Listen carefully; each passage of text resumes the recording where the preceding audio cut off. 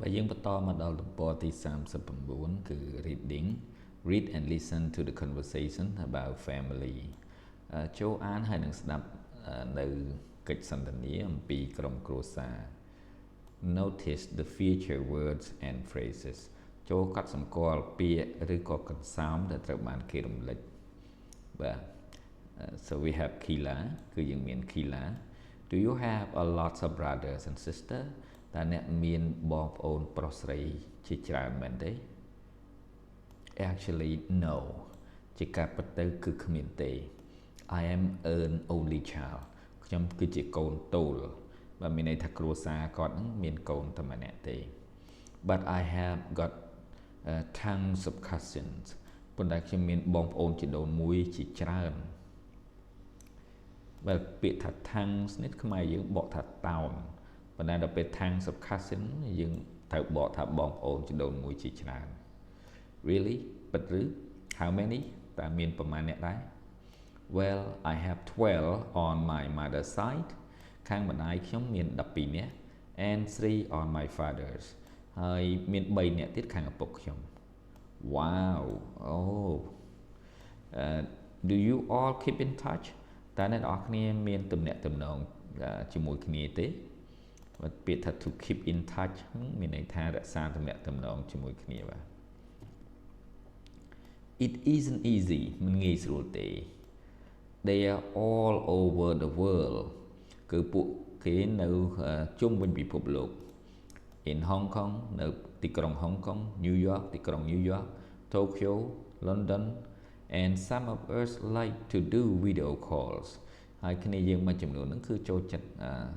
call តាម video that's fun វាគឺជារឿងគួររីករាយណាស់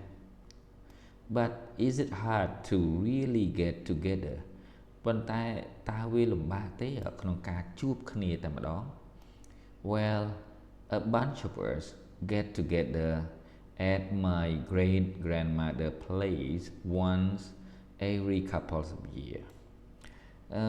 គ្នាយើងមួយក្រុមហ្នឹងតែងតែជួបជុំគ្នា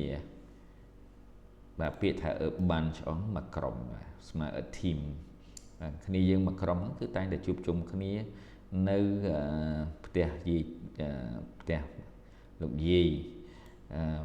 ជារៀងរាល់2ឬ3ឆ្នាំម្ដង You have a great grandmother wow អ្នកឯងមានលោកយាយ yes here is a photo នេះគឺជារូបថត she actually lives nearby គាត់រស់នៅជិតនេះទេ my mom and I drop by to say hello once a week ម្ដាយខ្ញុំហើយនឹងខ្ញុំតែងតែឈប់ដើម្បីនិយាយសួរសុខទុក្ខគាត់ម្ដងក្នុងមួយសប្ដាហ៍ she look terrific how old is she អូគាត់មើលទៅនៅល្អខ្លាំងណាស់ពាក្យ terrific នេះស្មើនឹងពាក្យថា perfect ល្អបាទគឺល្អឥតខ្ចោះ how old is she តើគាត់មានអាយុប្រមាណហើយ